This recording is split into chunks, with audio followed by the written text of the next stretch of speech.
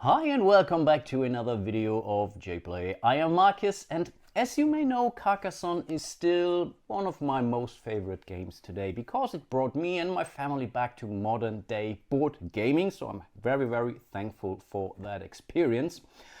And because I'm also interested in tech, I'm reading a lot about artificial intelligence, a lot of things like GPT-3, OpenAI, so pretty much AI systems that can write and complete text, and also you can in theory chat with those relatively naturally.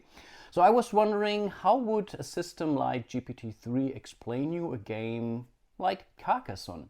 And that's what I'm trying to do here. So it's not a real interview, rest assured, it's heavily edited, this video, but it was really fun to produce. So yeah, let's see how things go, shall we? So I'm all set. So what can you tell me about board game?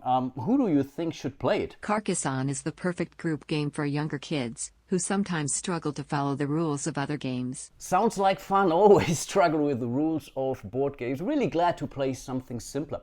But what components are inside the box? The basic components of this family game are simple wooden components, including followers that are mounted on special scoring discs. The game board depicts a large part of the region around Carcassonne and is divided into hexagonal terrain tiles.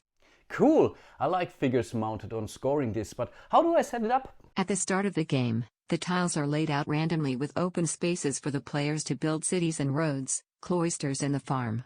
Each player starts with 2 meeples, and gets 1 more at the beginning of each of their turns. Each player should have a meeple of each color and a scoreboard. Oh, I think I really definitely need to reach out to Hans im Glück or Siemens Games for the missing scoreboards for the other players. But what is a meeple exactly? Meeple is a new buzzword that's gaining popularity in the gaming community. In short, it refers to little people used as playing pieces in board games. Your pieces are your meeples. Got it. This will definitely be a thing in the board game industry, but how do I actually play the game? The rules of the game are quite simple. The first player starts by rolling the dice, after which they move their piece the number of spaces on the board they rolled. If the player lands on a property, they may choose to buy it if they have enough money.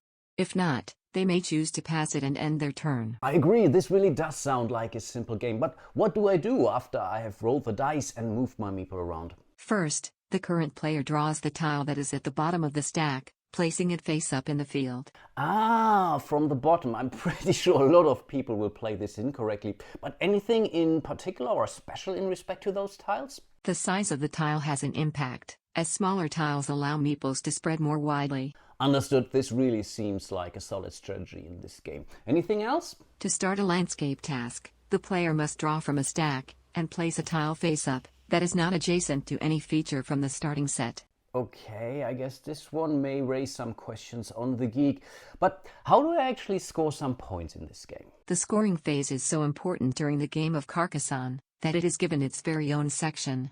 Each player has his own private objective which he can attempt to fulfill by clever placement of followers and clever planning of the city's development. Score 1 point for each tile you occupy. Ah, 1 point per tile, that sounds easy, but can I get some extra bonus points or so? The player who placed the last tile gains 1 point as well. Oh, okay, so the player order does actually matter, so better win that initiative roll, I guess. Great to know. But how does the game actually end then? The game ends when a player has placed all of their followers or no moves are possible. The first player with at least 7 points wins the game. Awesome, thanks so much for explaining me the game. Now I feel I'm ready to play.